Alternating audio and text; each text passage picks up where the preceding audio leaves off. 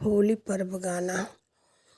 पिया जोगिया भेष तुम धारे, अरे रवो हम के कर सहारे, जात वन प्यारे, अरे रहबो हम के करे सहारे, जात वन प्यारे। अरे घड़ी भर न देखब तो मरबे जरूरी, 14 बरिसवा कठिन बाण दूरी, हेर बिराज दुलारे, हेर बिराज दुलारे, हे प्रभु जी हेर बिराज दुलारे। घड़ी भर न देखब तो मरबे जरूरी, 14 बरिसवा कठिन बाण दूरी, हेर बिराज दुलारे, हेर बिराज दुलारे, हे प्रभु जी हेर बिराज दुलारे।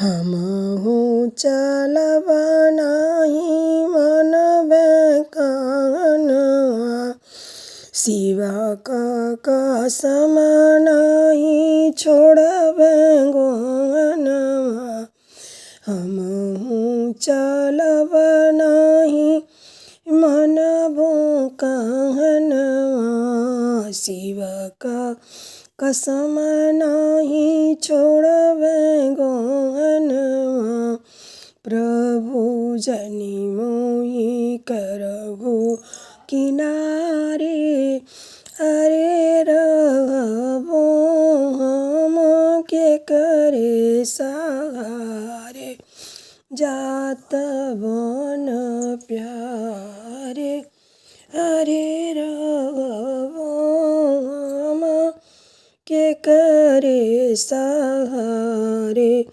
जात वन प्यारे।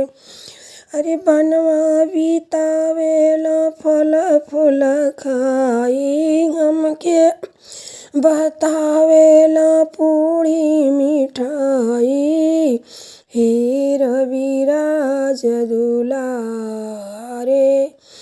बनवा बितावेला फल फूल खाई, हमके बतावेला पूरी मिठाई, हेर बिराज दुलारे, हेर बिराज दुलारे, हे प्रभु जी हेर बिराज दुलारे। शिव प्रसाद काहे चलू साथे, होई घेवाही जो लिखा विधि माथे, शिव प्रसाद कहे चलो साथे, होई है वही जो लिखा विधि माथे, तुरत रथवा हुए सवारे,